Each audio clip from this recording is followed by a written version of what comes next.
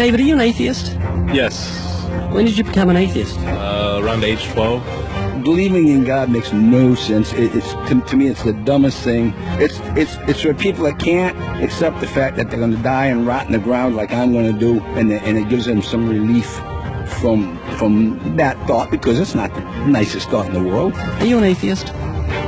Yes. Yes, I am. Yes. Yes. Yes, sir. Absolutely. Flick through the pages of the book I just put on your lap, look at the color pictures, and I'll ask you a question.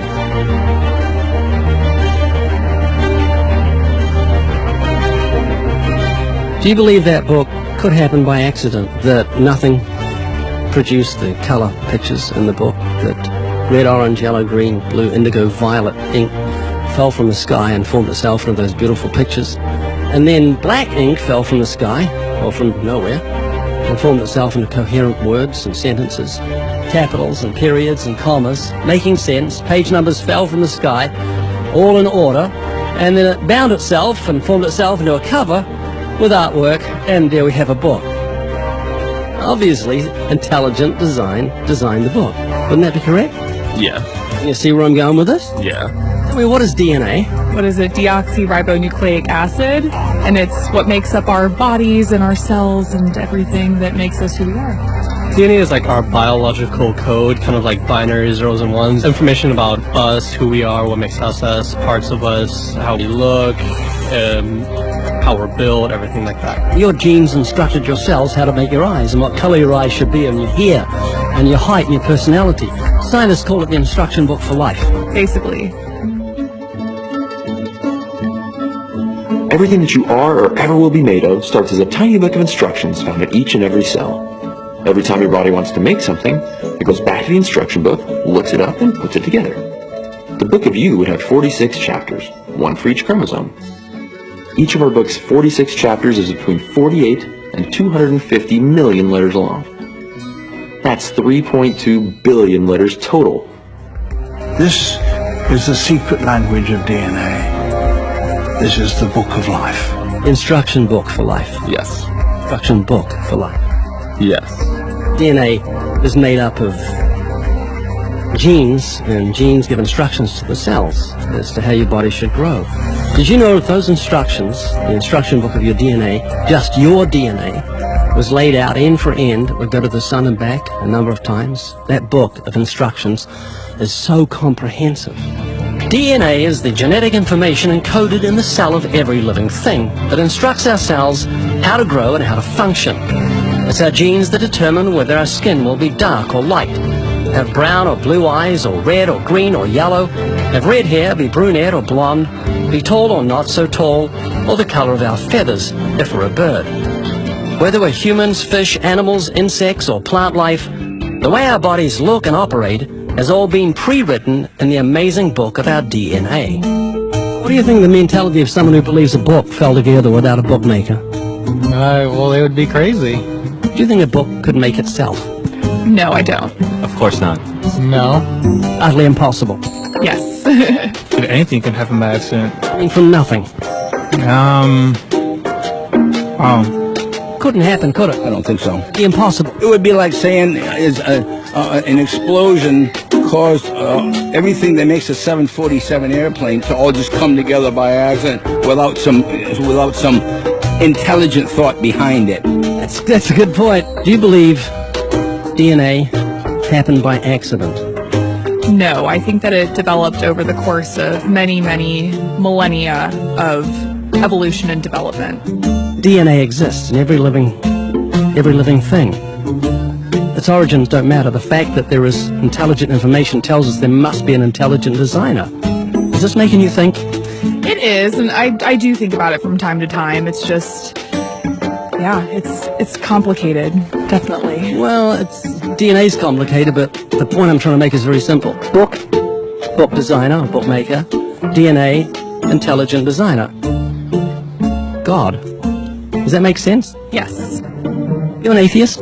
I am. What would you think of the mentality of someone who thought a physical book could make itself? I think it'd be silly. Of course it can't make itself. What would you think of the mentality of someone who believed the instruction book for life, DNA, made itself?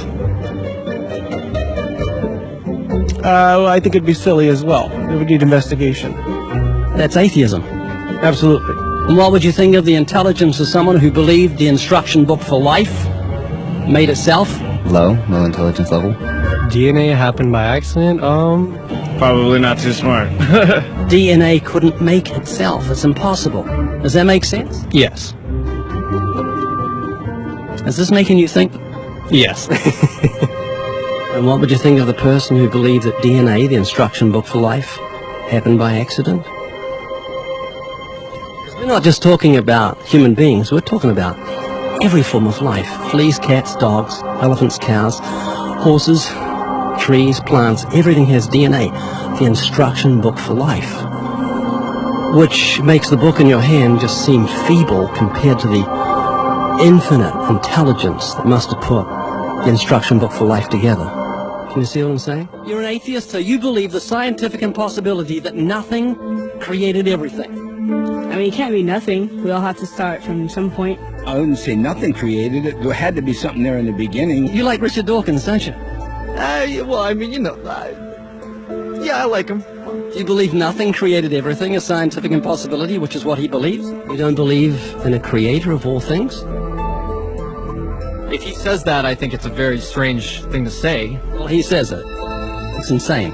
Nothing can't create anything because it's nothing. There has to be something in the beginning. Nowhere in our history of human reality has something kind of just appeared out of nowhere. Do you believe that nothing created everything? No, because nothing can perform actions. That makes no sense. It's a default position. If you're saying nothing created everything, then you're agreeing with Richard Dawkins. You're mischaracterizing Richard Dawkins, because Richard Dawkins, I'm sure he didn't say that. That seems ridiculous. Professor Richard Dawkins, arguably the world's most high-profile atheist, believes that in the beginning there was nothing, and that nothing created everything. As he attempts to justify this belief, admitting that it defies common sense, the learned professor calls nothing something. Watch the reaction of his audience. Of course it's counterintuitive that you can get something from nothing. Of course common sense doesn't allow you to get something from nothing. That's why it's interesting. It's got to be interesting in order to give rise to the universe at all. Something pretty mysterious had to give rise to the origin of the universe. It's exactly what's meant by nothing, but whatever it is, it's very, very simple. And why is that funny? Well, I think it's a bit funny to be trying to define nothing.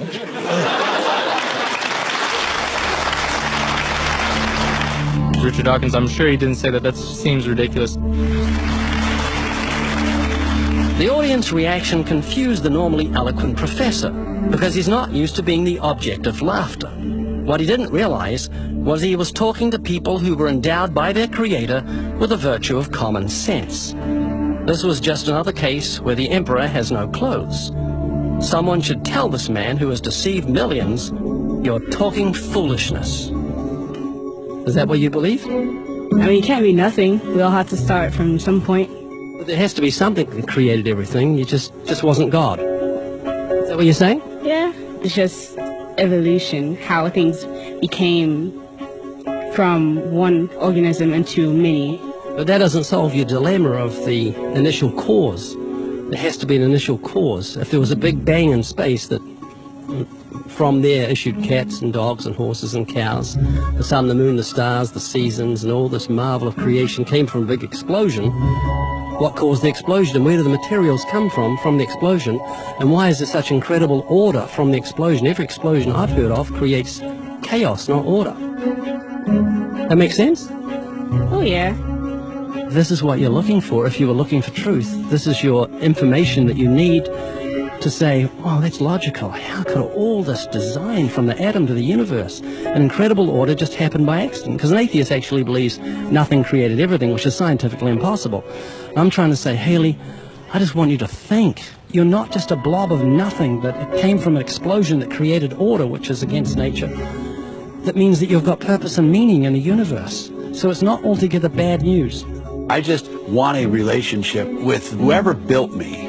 This is too much, too weird that it happened by accident. It didn't happen by accident.